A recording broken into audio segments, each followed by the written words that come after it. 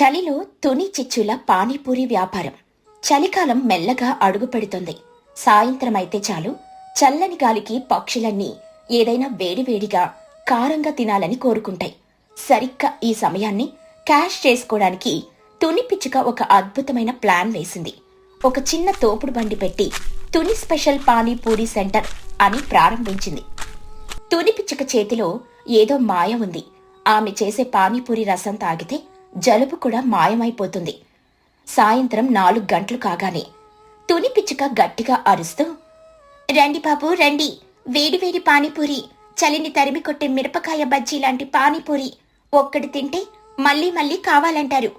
ఆమె పిలుపు వినగానే లూసీ పౌరం, చోటు చిలుక, కుహుపాతు అందరూ క్యూ కట్టేవారు. తుని, ఒక ప్లేట్ పానీపూరి ఇవ్వు, కారం ఎక్కువ వెయ్యి, స్వీట్ అస్సలొద్దు, నా లైఫ్ ఎలాగో స్వీట్ గానే ఉంది, కాస్త కారం కావాలి. తుని పిచ్చుక నవ్వుతూ, తప్పకుండా లూసీ గారు, ఇదిగోండి. తుని, నాకు 2 ప్లేట్లు, మా బన్నుగాడికి పార్సిల్, వాడు హోంవర్క్ చెయ్యాలంటే పానీపూరి లంచం అడుగుతున్నాడు. ఇలా తుని వ్యాపారం 3 పువ్వులు 6 కాయలుగా సాగుతుంది. ఆమె పెట్టె నిండా డబ్బులు చేరుతున్నాయి. ఇదంతా ఎదురుగా ఉన్న చెట్టు మీద కూర్చొని చిచ్చుకాకి గమనిస్తుంది. చిచ్చుకాకి అసూయ మొదలైంది. చిచ్చుకాకి తనలో తాను, వారి తెరి వేషాల కోలా, ఆ కొంచెం పిండి ఆ నీళ్లు కలిపి ఇస్తే జనాలు ఎగబడి తింటున్నారు, దీనికి ఎంత డిమాండ్ ఉన్నప్పుడు నాకెందుకుండదో, నేను కూడా పానీపూరి బండి పెడతాను, దీనికంటే రెట్టింపు సంపాదిస్తాను. మరుసటి రోజు సాయంత్రం తుని పిచ్చుక ఎప్పట్లాగే తన బండిని ఊరి సెంటర్లో పెట్టింది. కస్టమర్ల కోసం రెడీగా ఉంది. ఇంతలో ఒక పెద్ద శబ్దం వినిపించింది. ఢమఢమా. చూస్తే చిచ్చుకాకి తన పాత తోపుడు బండిని నెట్టుకుంటూ వచ్చింది. వచ్చిరాగానే తుని పిచ్చుక బండికి సరిగ్గా ఎదురుగా తన బండిని నిలబెట్టింది. తుని పిచ్చుక షాక్ అయ్యి, ఏంటి చిచ్చు, ఇక్కడ బండి పెట్టావు, అది కూడా నా బండికి ఎదురుగా, దారి ఎక్కడుంది?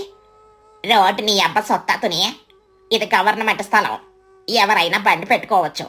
నువ్వు పానీపూరి అమ్మితే నేను చూడాలా? నేను కూడా వ్యాపారం చేస్తాను. చిచ్చో స్పైసీ పానీపూరి బోర్డు చూసావా, ఎలా ఉంది చెప్పు? అది కాదు, నువ్వు వ్యాపారం చేసుకో, వద్దనలేదు, కానీ కనీసం పక్కన పెట్టుకోవచ్చు కదా, ఇలా ఎదురుకెదురుగా పెడితే కస్టమర్లు ఎలా వస్తారు? ఆహా, నీకు భయం పట్టుకుందా? నా బండి చూసేనే కస్టమర్లు తగ్గిపోతారని భయపడుతున్నావా? పోటీలో తట్టుకోలేకపోతే సర్దుకో. తుని పిచ్చుకకు చిచ్చుకాకితో గొడవ పడడం ఇష్టం లేక మౌనంగా తన పని తాను చేసుకోవడం మొదలుపెట్టింది. ఆ రోజు సాయంత్రం పక్షులొచ్చాయి. అందరూ అలవాటు ప్రకారం తుని బండి దగ్గరికే వెళ్తున్నారు. చిచ్చుకాకి బండి వైపు ఎవరూ చూడడం లేదు. చిచ్చుకాకి కోపం వచ్చింది. చిచ్చుకాకి అరుస్తూ, ఏలోసే, ఎట్రా, నా దగ్గర తిను, నా పానీపూరిలో స్పెషల్ ఇంగ్రీడియంట్స్ ఉంది. ఏంటది చిచ్చు? ప్రేమ, స్వచ్ఛమైన కాకి ప్రేమ. లూసీ పౌరం నవ్వుతూ, నీ ప్రేమ నాకు వద్దులే చిచ్చు, తుని చేతి రుచే బాగుంటుంది. ఆ రోజు రాత్రి చిచ్చుకాకి ఇంటికెళ్ళింది. ఒక్క ప్లేట్ కూడా అమ్ముడుపోలేదు. మిగిలిన పానీపూరీలన్నీ తన కొడుకు చిన్నుకాకి పెట్టింది. చిన్నుకాకి తింటూ, అమ్మో, ఇది బాగోలేదు, ఉప్పు ఎక్కువైంది, కారం తక్కువైంది, అందుకే ఎవరూ కొనలేదు. తినరా వెధవా, రుచి గురించి నువ్వు కూడా చెప్తున్నావా? అసలు ఆ తుని దగ్గరకు అందరూ ఎందుకు వెళ్తున్నారు? నా దగ్గరకు రావాలంటే ఏం చెయ్యాలి? చిన్నుకాకి ఆలోచిస్తూ, అమ్మో, ఇప్పుడు తుని అంటే ఒక ప్లేట్కి ఎన్ని పూరీలు ఇస్తుంది? 8 ఇస్తుంది.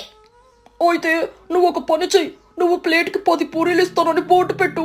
జనాలకు ఆఫర్లంటే పిచ్చి కదా, 2 పూరీలు ఎక్స్ట్రా వేస్తే రుచిని కూడా అడ్జస్ట్ చేసుకుంటారు. చిచ్చుకాకి కళ్ళు మెరిశాయి. వరే చిన్నగా, నీ బుర్రలో మట్టి కాదురా, మాణిక్యాలున్నాయే, సూపర్ ఐడియా, రేపు చూడు తుని పని గోవిందా. మరుసటి రోజు సాయంత్రం చిచ్చుకాకి తన బండి ముందు ఒక పెద్ద బోర్డు పెట్టింది. బంపర్ ఆఫర్, బంపర్ ఆఫర్, చిచ్చు పానీపూరి దగ్గర ప్లేట్కి 10 పూరీలు, తుని దగ్గర 8 మాత్రమే, రండి బాబు రండి, లాభం మీదే. ఈ బోర్డు చూడగానే ఊరి పక్షులన్నీ ఒక్కసారిగా ఆగిపోయాయి. అరే, 10 పూరీలా అంటే 2 ఎక్స్ట్రా, అబ్బా, 2 పూరీలంటే మాటలా? పదండి చిచ్చు బండి దగ్గరకు. అవును, రుచి ఎలా ఉన్నా పర్లేదు, కడుపు నిండడం ముఖ్యం, పదండి. చూస్తూ ఉండగానే తుని బండి దగ్గరున్న కస్టమర్లందరూ చిచ్చు బండి వైపు వెళ్లిపోయారు. తుని పిచ్చుక బండి ఖాళీగా మారిపోయింది. చిచ్చుకాకి గర్వంగా తుని వైపు చూసి నవ్వింది. చూసావా తుని, బిజినెస్ అంటే ఇదే, మెదడు ఉండాలి, మెదడు. తుని పిచ్చుక చాలా బాధపడింది. రాత్రి విచారంగా ఇంటికెళ్ళింది. తల్లి ముఖం చూసి బుజ్జి పిచ్చుక విషయం అడిగింది. అంతేలే బుజ్జి, జనాలు లాభం చూసుకుంటారు కానీ నాణ్యత చూడరు. ఆ చిచ్చు 10 పూరీలిస్తుందని అందరూ అక్కడికే వెళ్లారు. నా వ్యాపారం దెబ్బతిన్నది. అమ్మా, నువ్వు దీనికే బాధపడుతున్నావా? నువ్వు మర్చిపోయావా? ఇప్పుడు డిసెంబర్ నెల రాబోతుంది. అసలు సిసలైన చలికాలం ఇంకా మొదలు కాలేదు. నువ్వు రోజు ఉదయం 4 గంటలకే లేచి చన్నీటి స్నానం చేస్తావు. నీకు చలిని తట్టుకునే శక్తి ఉంది. కానీ ఆ చిచ్చు అంటే సంగతి నీకు తెలుసుగా. ఉదయం 10 గంటల వరకు దుప్పట్లో నుంచి బయటికే రాదు. ఆ చలికి ఆవిడ బండి నడపలేదు. నువ్వు ధైర్యంగా ఉండు, నీ టైం వస్తుంది. బుజ్జి చెప్పినట్లుగానే 2 రోజుల్లో వాతావరణం పూర్తిగా మారిపోయింది. ఆకాశం మేఘావృతమైంది. మంచు వర్షంలా కురవడం మొదలైంది. సాయంత్రం 4 గంటలకే చీకటి పడుతోంది. చలిగాలులు కోస్తున్నాయి. చిచ్చుకాకి ఇంట్లో చిచ్చుకాకి 3 స్వెట్టర్లు, తలకు మంకీ క్యాప్, దుప్పటి ముసుగులో వణుకుతూ కూర్చుంది. అమ్మో, టైం 5 అవుతుంది, ఇంకా బండి తీయలేదేంటి? ఈ రోజు వ్యాపారానికి వెళ్ళవా? వరే చిన్న, అబ్బా ఏ చలి చేస్తున్నావా? రక్తం గడ్డ కట్టేలా ఉంది. ఏ చలిలో బయటికి వెళ్తే నేను ఐస్ కాకైపోతాను. ఈ రోజు సెలవు. సెలవా? అమ్మో, నువ్వు రాకపోతే పర్లేదు, కానీ బయట చూడు, తుని ఆంటీ అప్పుడే బండి పెట్టింది. జనాలు ఈ చలిలో వేడివేడి పానీపూరి కోసం క్యూ కట్టారు. ఈ రోజు నీకు గిరాకీ పోయినట్టే. నిజమే. తుని పిచ్చుక చలిని లెక్క చేయకుండా చురుక్క పానీపూరీలు అందిస్తోంది. ఆ వేడివేడి పొగలు వస్తున్న రసం చూస్తుంటే జనాలు ఆగలేకపోతున్నారు. చిచ్చుకాకి ఈర్ష్యతో, అమ్మో, ఏ తోనే మహాగట్టిది, ఈ చలిలో కూడా బండి పెట్టిందా? నేను వెళ్ళకపోతే నా కస్టమర్లు మళ్ళీ దాని దగ్గరకు వెళ్ళిపోతారు. నా 10 పూరీల ఆఫర్ మర్చిపోతారు. చస్తే చచ్చాను గానీ నేను వెళ్లాల్సిందే. చిచ్చుకాకి వణుకుతూనే బండి తీసుకుని బయలుదేరింది. ఆ చలికి ఆమె చేతులు కాళ్ళు వణికిపోతున్నాయి. బండి దగ్గర పక్షులన్నీ చలికి తట్టుకోలేక వేడివేడిగా తినాలని ఆశగా ఎదురుచూస్తున్నాయి. ఆ చిచ్చు, తొందరగా ఒక ప్లేట్ ఇవ్వు, చలికి చచ్చిపోతున్నాం, వేడిగా ఉండాలి. చిచ్చుకాకి వణుకుతున్న చేతులతో పూరి తీసి, ఇదిగోండి మహిగారు. ఆమె చెయ్యి ఎంత వణుకుతుందంటే పూరి ప్లేట్లో పెట్టేలోపు అది ఎగిరి పక్కన పడుతుంది. చిచ్చు, ఏంటా వణుకుడు? నువ్వు పూరి ఇస్తున్నావా లేక భరతనాట్యం చేస్తున్నావా? గంటకొక పూరి ఇస్తే మా ఆకలి ఎలా తీరుతుంది? ఆగ చోట చలియే. జనాలు విసుగు చెందారు. ఓరి దేవుడా, ఈవిడ వణుకుడు చూస్తుంటే నాకు వణుకొస్తుంది. ఈవిడ దగ్గర తినడం మన వల్ల కాదు. పదండ్రా బాబు, తుని దగ్గరకు వెళ్దాం. అక్కడ 8 పూరీలే అయినా వేడిగా ఫాస్ట్ గా దొరుకుతాయి. అందరూ చిచ్చు బండిని వదిలేసి తుని బండి దగ్గరకు పరిగెత్తారు. తుని పిచ్చుక మాత్రం ఏమాత్రం వణకకుండా చకచక చేతులు తిప్పుతూ వేడివేడి రసం పోసి అందిస్తోంది. రండి రండి, వేడివేడి cutlet, hot masala puri. Tuni speed చూసి చిచ్చుకాకి షాక్ అయింది. ఆమెకు చలితో పాటు అవమానం కూడా కలిగింది. చలికి తాళలేక, వ్యాపారం లేక చిచ్చుకాకి అక్కడే బండి మీద కూలబడిపోయింది. రాత్రయింది. తుని పిచ్చుక తన బండి సర్దుకుని ఇంటికెళ్తూ ఉండగా చిచ్చుకాకి ఇంకా వణుకుతూ అక్కడే కూర్చుని ఉండడం చూసింది. తుని మనసు కరిగింది. తుని పిచ్చుక చిచ్చు దగ్గరికెళ్ళి, చిచ్చు, ఏమైంది? బాగా చలిగా ఉందా? చిచ్చుకాకి కళ్లల్లో నీళ్లు తిరిగాయి. తుని, నన్ను క్షమించు. అత్యాశతో నీకంటే ఎక్కువ డబ్బులు సంపాదించాలని, నీ వ్యాపారాన్ని దెబ్బతీయాలని చూశాను. 10 పూరీలని ఆశ పెట్టి జనాలను లాక్కున్నాను. కానీ నీకున్న ఓర్పు, నీకున్న శక్తి నాకు లేవు. ఈ చలిలో నిలబడడం నా వల్ల కాదు. అనవసరంగా పోటీపడి నవ్వుల పాలయ్యాను. అయ్యో చిచ్చు, ఇందులో క్షమించేదేముంది? వ్యాపారం అన్నాక పోటీ సహజం. కానీ ఒకటి గుర్తుపెట్టుకో, వేరే వాళ్ళు ఒక పని చేసి సంపాదిస్తున్నారని మనం కూడా అదే పని చేయకూడదు. దేవుడు ఒక్కొక్కరికి ఒక్కొక్క టాలెంట్ ఇచ్చాడు. నాకు చలిని తట్టుకునే శక్తి, వంట చేసే ఓపిక ఉంది కాబట్టి ఇది చేస్తున్నాను. నీకు వేరే బలం ఉంటుంది. నీకు బర్రెలున్నాయి కదా, పాలు పెరుగు వ్యాపారం నీకు బాగా సెట్ అవుతుంది. అది నీ సొంత బలం. నీకు నచ్చిన, నువ్వు చేయగలిగిన పనిని ఎంచుకుంటే నువ్వే నెంబర్ 1 అవుతావు. చిచ్చుకాకి జ్ఞానోదయం అయింది. నిజమేతోనే, నా బర్రెల పాలే నాకు బలం. అనవసరంగా పానీపూరి అంటూ నా చేతులు కాల్చుకున్నాను. థ్యాంక్స్ తోనే, రేపటి నుండి నా దారి వేరు. ఆ రోజు రాత్రి చిచ్చుకాకి, తుని పిచ్చుక తమ బండ్లను తోసుకుంటూ నవ్వుకుంటూ ఇళ్లకు వెళ్లారు. అప్పట్నుండి చిచ్చుకాకి ఎప్పుడూ తునితో పోటీ పడనేలేదు. తుని పానీపూరికి, చిచ్చుకాకి పాల వ్యాపారానికి ఊర్లో మంచి పేరొచ్చింది. ఈ కథలోని నీతేంటంటే, ఇతరులను చూసి కాపీ కొట్టడం కంటే మన బలమేంటో తెలుసుకుని మనకు సరిపోయే పనిని ఎంచుకుంటేనే విజయం సాధించగలం. ఇంటి వెనుక కాకరకాయ పంట. ఆ సంవత్సరం చలికాలం చాలా దారుణంగా ఉంది. పగటిపూట కూడా సూర్యుడు మేఘాల వెనుక దాక్కుంటున్నాడు. సాయంత్రం అయితే చాలు తెల్లటి మంచు దూది పింజాల్లా రాలడం మొదలుపెట్టింది. పక్షులన్నీ తమ గూళ్లల్లో, ఇళ్లల్లో ముడుచుకుని కూర్చున్నాయి. వేడివేడి పచ్చీలు, పకోడీలు తప్ప ఇంకేమీ తినాలనిపించడం లేదు. ఇలాంటి చలి వాతావరణంలో ఒక ఉదయం తుని పిచ్చుక తన ఇంటి వెనక ఉన్న చిన్న ఖాళీ స్థలంలో ఏదో పని చేస్తూ కనిపించింది. ఆమె కూతురు బుజ్జి పిచ్చుక గజగజ వణుకుతూ తల్లి దగ్గరకొచ్చింది. అమ్మా, ఏంటమ్మా ఏది? ఈ కట్ట కట్టే చలిలో బయట ఏం చేస్తున్నావు? నా ముక్కు ఐస్ కట్టెలా తయారైంది. ఇంట్లోకి వెళ్దాం పద. తుని పిచ్చుక నవ్వుతూ చేతిలోని విత్తనాలను మట్టిలో పెడుతూ, లేదే పుచ్చి, ఇది చూడు, ఇవి కాకరకాయ విత్తనాలు. మన ఇంటి వెనుక ఈ ఖాళీ స్థలంలో పాదు పెడదామని వచ్చాను. చలికాలంలో వేడివేడిగా కాకరకాయ వేపుడు తింటే ఎంత బాగుంటుందో. బుజ్జి పిచ్చుక ముఖం 100 వంకర్లు తిప్పుతూ, కాకరకాయ? నీకు వేరే విత్తనాలే దొరకలేదా? అసలు చలికి చచ్చిపోతుంటే ఇప్పుడు ఈ చేతి విత్తనాలు నాటాలా? హాయిగా స్ట్రాబెర్రీలో ఆపిల్స్ వేయొచ్చు కదా, అవి తినడానికి తీయగా ఉంటాయి.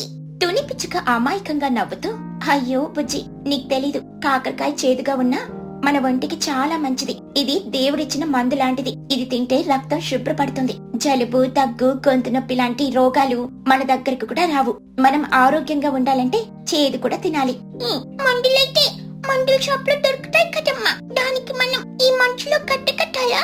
నా వల్ల కాదు బాబోయ్, ఆ చేదుకాయలు నువ్వే నాటుకో అంటూ బుజ్జి పిచ్చుక వణుకుతూ ఇంట్లోకి పరిగెత్తి వెచ్చని దుప్పటి కప్పుకుంది. తుని పిచ్చుక మాత్రం నవ్వుకుంటూ, ఈ పిల్లకు ఆరోగ్యం విలువ ఏం తెలుసు అనుకుంటూ ఆ మంచులోనే శ్రద్ధగా పాదులు చేసి విత్తనాలు నాటింది. అలా రోజులు గడిచాయి. చలి, మంచు పెరిగింది తప్ప తగ్గనే లేదు. పక్షుల గ్రామం మీద ప్రతిరోజు మంచు వర్షంలా కురుస్తుంది. కాని ఆశ్చర్యంగా తుని పిచ్చుక ఇంటి వెనుక కాకరకాయ పాదులు ఆ చలిని, మంచును తట్టుకుని ఏపుగా పెరిగాయి. పచ్చని ఆకుల మధ్యలో చిన్న చిన్న ముచ్చటైన కాకరకాయలు వేలాడడం మొదలుపెట్టాయి. ఆ మంచు బిందువులు ఆ కాకరకాయల మీద ముత్యాల్లా మెరుస్తున్నాయి. తుని పిచ్చుక ఉదయాన్నే లేచి ఇంటి ముందు ఒక చిన్న బల్ల వేసి ఆ తాజా కాకరకాయలను అమ్మడం మొదలుపెట్టింది. తుని పిచ్చుక అటుగా వెళ్తున్న మహిగ్రద్దతో, మహిగారు రండి, తాజా కాకరకాయలు. ఈ చలికాలంలో తింటే ఒంట్లో వేడి పుడుతుంది, ఏ రోగాలు రావు. కిలో 10 గింజలే. మహిగ్రద్ద నవ్వుతూ, నీ అమాయకత్వమే నీ బలం తుని. నువ్వు చెప్పావంటే అందులో నిజం ఉంటుంది. ఈ చలికి మా ఇంట్లో అందరికి గొంతులు పట్టేశాయి. సరే, ఆ కాస్త చేదు మాకు పంచు, ఒక 1/2 కిలో ఇవ్వు. అలా పగటిపూట తుని వ్యాపారం సాదాసీదాగా సాగిపోయేది. కొందరు కొనేవారు, మరికొందరు అబ్బా చేదు, మా వల్ల కాదు అని వెళ్లిపోయేవారు. అసలు కథ రాత్రిపూట మొదలయ్యేది. ఆ రోజు రాత్రి తుని పిచ్చుక, బుజ్జి పిచ్చుక భోజనం చేసి దుప్పటి కప్పుకొని కూర్చున్నారు. బయట మంచు దట్టంగా కురుస్తోంది. సరిగ్గా అప్పుడే తలుపు చప్పుడైంది. టక్ టక్ అంటూ. ఈ చలిలో ఈ టైంలో ఎవరొచ్చారు అంటూ వెళ్లి తలుపు తీసింది. బయట చిచ్చుకాకి తన కొడుకు చిన్నుకాకితో సహా గజగజ వణుకుతూ నిలబడి ఉంది. చిచ్చుకాకి కావాలని ఇంకాస్త ఎక్కువగా వణికింది. చిచ్చుకాకి దొంగ నటనతో, అమ్మతోనే నువ్వు హాయిగా వెచ్చగా ఇంట్లో కూర్చున్నావు. నా పరిస్థితి చూడు, ఈ చలికి బయటికి రాలేక, ఇంట్లో ఉండలేక అబ్బా నా నడుపు విరిగిపోతోంది. తుని పిచ్చుక కంగారుగా, అయ్యో ఏమైందక్కా, ఎందుకలా వణుకుతున్నావు? లోపలికి రా, ముందు ఈ వేడి నీళ్లు తాగు. చిచ్చుకాకి లోపలికొస్తూ సోఫాలో కూలబడుతూ, ఏం చెప్పమంటావులే తుని, మా చిన్నగాడికి పొద్దుట నుండి గొంతు నొప్పిగా ఉంది. ఈ చలికి మరీ ఎక్కువైపోయింది. పక్కింటి వాళ్ళు చెప్పారు, కాకరకాయ రసం వేడి చేసి పట్టిస్తే గొంతు నొప్పి తగ్గుతుందట. నీ దగ్గర కాకరకాయలున్నాయని గుర్తొచ్చి ఈ చలిలో నా నడుము నొప్పిని కూడా లెక్క చేయకుండా పరిగెత్తుకుని వచ్చాను. తుని పిచ్చుక వెంటనే, అవునా, నిజమే అక్క, కాకరకాయ అన్ని రోగాలకు మందే. గొంతు నొప్పేంటి, ఎలాంటి నొప్పినైనా లాగేస్తుంది. ఇప్పుడే కోసిస్తానుండు. తుని పిచ్చుక ఆ రాత్రి చలిలో బయటికెళ్లి టార్చ్ లైట్ వేసుకుని పాదుకు ఉన్న పెద్ద పెద్ద కాయలను కోసుకొచ్చి ఒక పెద్ద సంచి నిండా చిచ్చుకాకి చేతిలో పెట్టింది. చిచ్చుకాకి ఆ సంచిని చూసి కళ్ళు మెరిసిపోయాయి. కాని పైకి నటిస్తూ, అయ్యా, నా చిన్న కోసం 2 కాయలు అడగదామని వస్తే నువ్వు సంచి నిండా ఇచ్చావే. నువ్వు దేవతవితునే, నీ రుణం ఎలా తీర్చుకోను? పర్వాలేదులే అక్క, పిల్లల ఆరోగ్యం ముఖ్యం కదా, జాగ్రత్త. చిచ్చుకాకి సంతోషంగా వెళ్లిపోయిన తర్వాత బుజ్జి పిచ్చుక తల్లి దగ్గరకొచ్చింది. అమ్మా, నీకేమైనా అర్థమవుతుందా?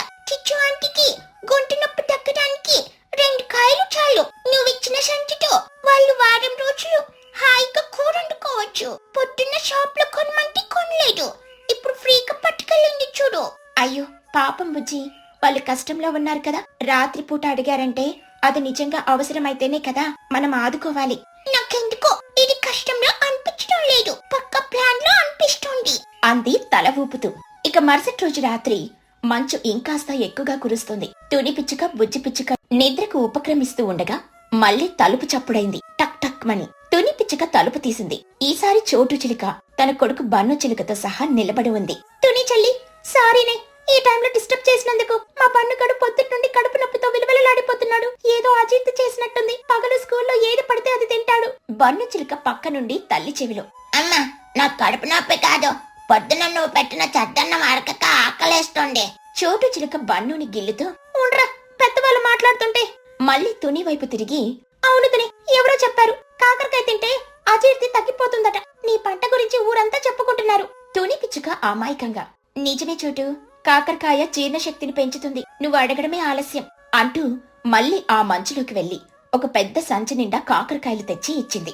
వాళ్ళు వెళ్లిన తర్వాత బుజ్జి పిచ్చుక కోపంగా తల్లి ముందు నిలబడింది. అమ్మా, ఇది చాలా అన్యాయం. పగలు షాప్ పెట్టి చేదు అని వెళ్ళిపోతున్నారు. రాత్రి కాకాని అందరికి రోగాలు కుట్టొస్తున్నాయా? వాళ్ళు నిన్ను మోసం చేస్తున్నారు. వాళ్ళు నిన్ను వాడుకుంటున్నారు. వాళ్ళు మంచి వాళ్ళు కాదు. నువ్వెందుకు అర్థం చేసుకోవట్లేదు? తుని పిచ్చుక కూతుర్ని దగ్గరికి తీసుకుని, బుజ్జి, అలా అనకూడదు. లోకంలో అందరూ మంచివాళ్లే. వాళ్లకు అవసరం ఉంది కాబట్టే అడుగుతున్నారు. రాత్రిపూట ఎంత చలిలో మన ఇంటికి వస్తున్నారంటే వాళ్ళకి ఎంత కష్టం ఉందో చూడు. మన దగ్గర ఉన్నప్పుడు లేదు అని చెప్పకూడదు. మనం పంచినంత మాత్రాన మనకేం తక్కువైపోదు కదా. ఆ కాకరకాయ పాదు చూడు, మనం కోసిన కొద్దీ ఇంకా ఎక్కువ కాస్తుంది. మంచితనం కూడా అంతే, మనం ఎంత పంచి పెడితే అంత పెరుగుతుంది. బుజ్జి పిచ్చుక నిట్టూరుస్తూ, అమ్మా, నీ మంచితనానికి ఎప్పుడో ఒకసారి పెద్ద దెబ్బ తగులుతుంది. చూస్తూ ఉండు.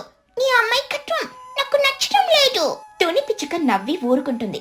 ఆ తర్వాత రాత్రి తుని పిచ్చుక ముందే సిద్ధంగా ఉంది. తలుపు తట్టగానే ఈసారి లూసీ పౌరం కుహుబాతు ఇద్దరు జంటగా వచ్చారు. హలో తుని గారు, ఈ చలిలో మీ కాకరకాయ పాదు ఎలా ఉందో చూద్దామని వచ్చాం. చాలా గ్రేట్, మీరింత చలిలో కూడా పండిస్తున్నారు.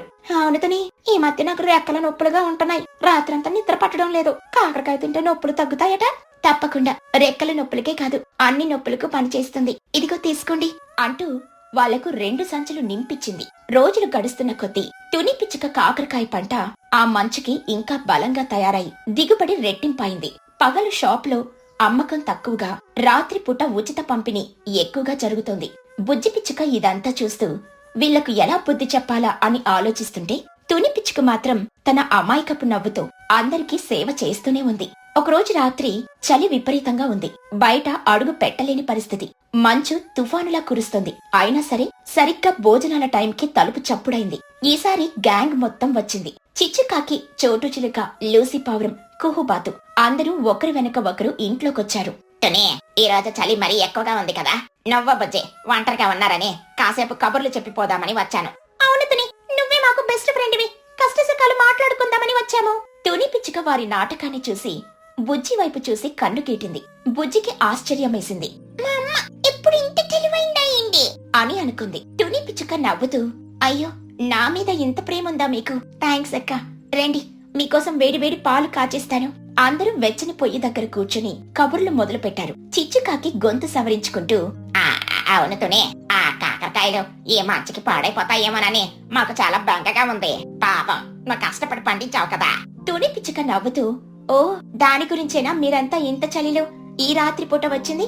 నాకేమో నా మీద బెంగతో వచ్చారని అనుకున్నాను. పక్షులన్నీ ఒక్కసారిగా అడ్డంగా దొరికిపోయాయి. ఒకరు ముఖాలొకరు చూసుకున్నారు. చిచ్చుకాకి తడబడుతూ, అది కాదు తుని, నీ మీద బెంగ ప్లస్ కాకరకాయల మీద కూడా బెంగ.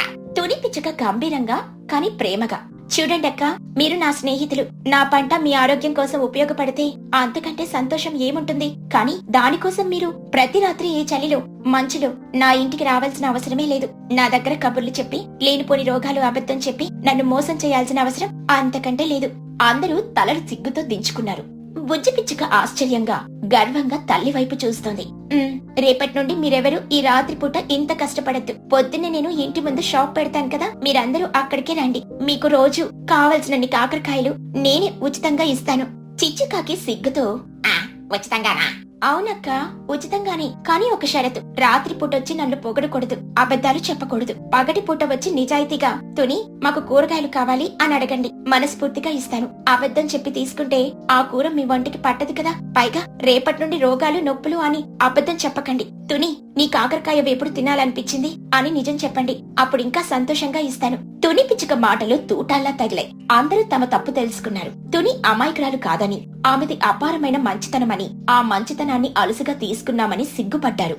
నన్ను క్షమించుతనే, నీ మంచితనాన్ని మేము అలసుగా తీసుకున్నాం. మాకు ఉచితంగా వద్దు.